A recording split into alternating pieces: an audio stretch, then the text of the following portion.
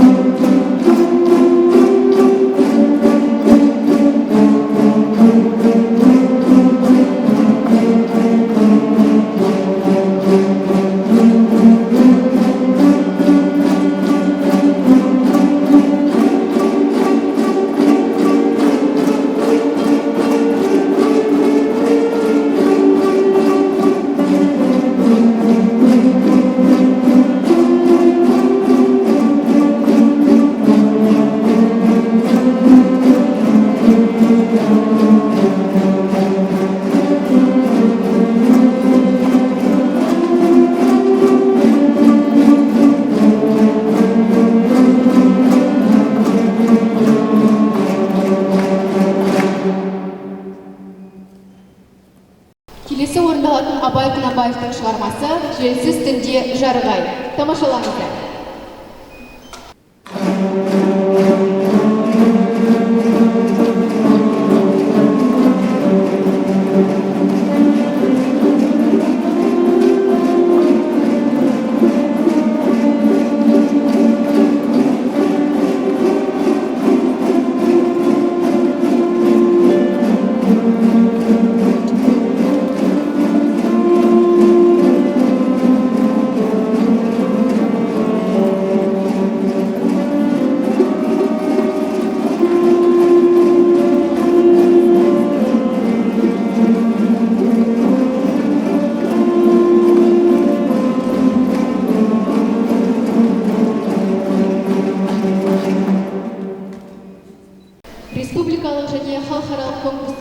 жеңімпаздары Шыңылы би ансамблінің тыңдауында салтанат би.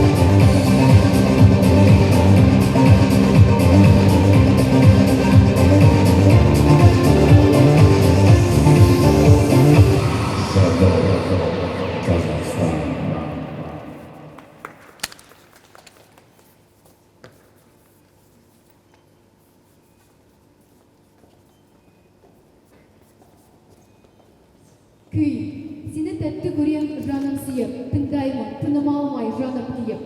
Өмірдің сырын ашып жүрегіме, музаның өміріне басым дейіп. Деп Ілияс Жансүгіров жырлағандай келесі орындалатын шығарма халық күйі нәр ағашы.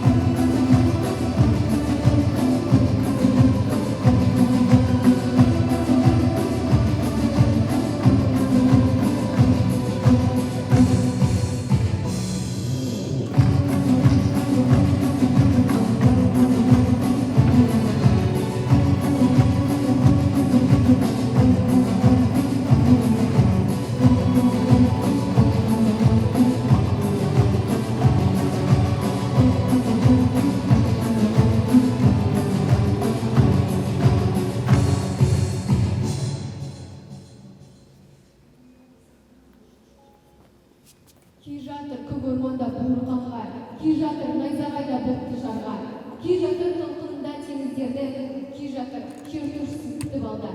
Келесі кезекте Ермұрат Үсеновтың Кербез сұлу шығармасын қабыл алыңыздар.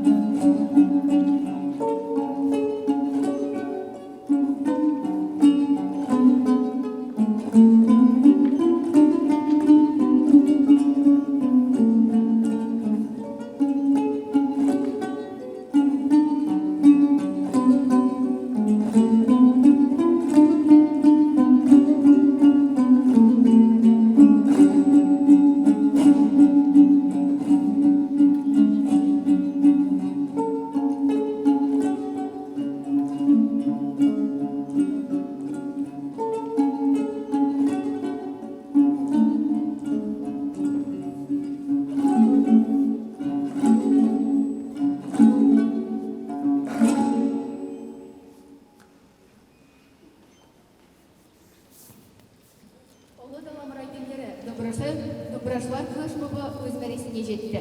Тәуелсіздігіміздің тұғыры биік, халқымыздың еңсесі жоғары, егемендігіміз баянды болсын деп тілеймін. Келесі кездескенше сау саламатта болыңыздар.